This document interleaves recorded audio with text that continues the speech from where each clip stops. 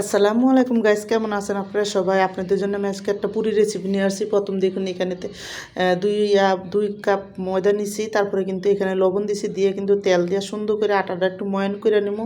আর আটাটা ভালো করে ময়ান করা হইলে সুন্দর ঠান্ডা পানি দিয়ে আমি একটা ডো তৈরি করে নিবো।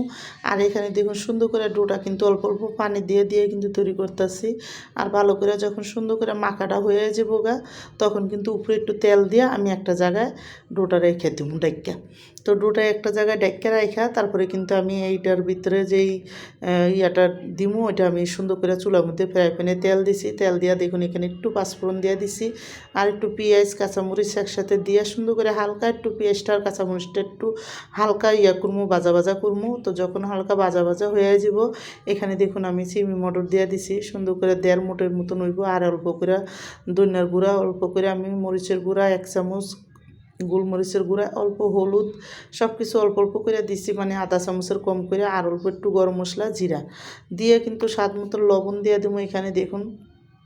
আর 1 চামচ আদা রসুন বাটা দিয়ে দিলাম, দিয়ে কিন্তু ভালো করে আমি এখন একটু পানি দিয়ে এই সুন্দর করে ভাজা ভাজা করে নেবো। যখন ভাজা ভাজা হয়ে যাব, এখানে দেখুন আলুটা দিয়ে সুন্দর মতন এখন আমি একেবারে সিমি মটর সহকারে এটা একটু ডলে নেবো। তো আমি আজকে সিমি মটর দিয়ে পুরিটা বানাবো। তো দেখুন এখানে কিন্তু সিমি মটর আর আলুটা ভালো করে একেবারে সুন্দর করে ভাজা ভাজা করে নেবো, মানে একে সুন্দর করে ডললে তারপরে একটা ভালো করে একটা বানাবো, পুর বানাবো। তো এখানে দেখুন ধনিয়া পাতাও দিয়ে দিছি, দিয়ে কিন্তু এখন আমি এক টুকরা লেবু এখানে দিয়ে দেবো চিপড়াইয়া সুন্দর করে। তো লেবুটা দিলেও কিন্তু আলাদা একটা টেস্ট হয়, এই জন্য দিয়ে কিন্তু ভালো মতন আমি দেখুন এখন লাইরা চাইরা তারপরে কিন্তু আমার পুরির ভিতরে রিয়াটা হয়ে গেছে। আর এদিকে দেখুন গোল গোল করে আমি যেই কটা পুরি বানাবো ওই আন্দাজে আমি হাত দিয়ে, আমি কিন্তু এটা বেলি নেই, হাত দিয়ে সুন্দর করে বড় করে করে তারপরে পেঁচায় পেঁচায় কিন্তু আমি হাত দিয়ে অল্প করে চাপ দিলেই কিন্তু এটা সুন্দর একটা পুরির শেপ নিয়ে নিব।